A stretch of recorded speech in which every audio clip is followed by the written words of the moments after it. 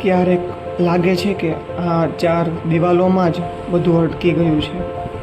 સપના મોટા છે પણ રસ્તો દેખાતો નથી. મહેનત તો રોજ કરું છું, પણ શું આ મહેનત સાચી દિશામાં છે ખરી?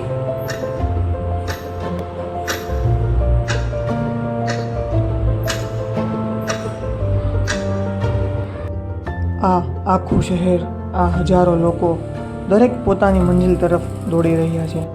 અને હું હજુ પણ એ જ શોધી રહ્યો છું કે મારો સાચો રસ્તો કેવો છે. શું ક્યારે આ ભીડમાં મારી ઓળખ બનાવી શકીશ?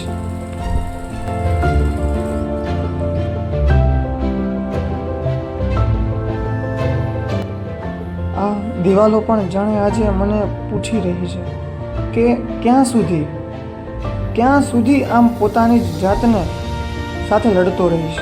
ક્યારેક લાગે છે કે રસ્તો ભલે દેખાતો નથી, પણ આ હારી ગયેલ આશાને મારે જ ફરી જીવંત કરવી પડશે.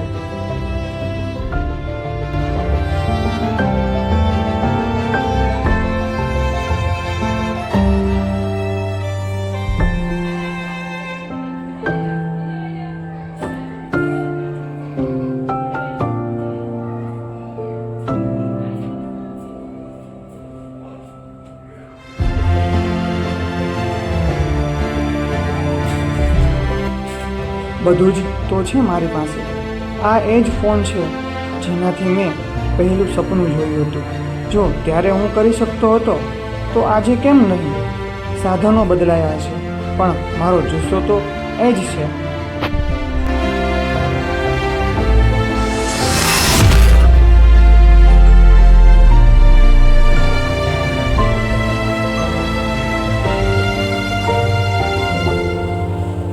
હાર માની લેવી સહેલી છે, પણ હારીને બેસી રહેવું એ હું નથી. મારે મારા માટે નહીં, પણ મારા સપનાઓ માટે ફરીથી ઊભા થવું પડશે.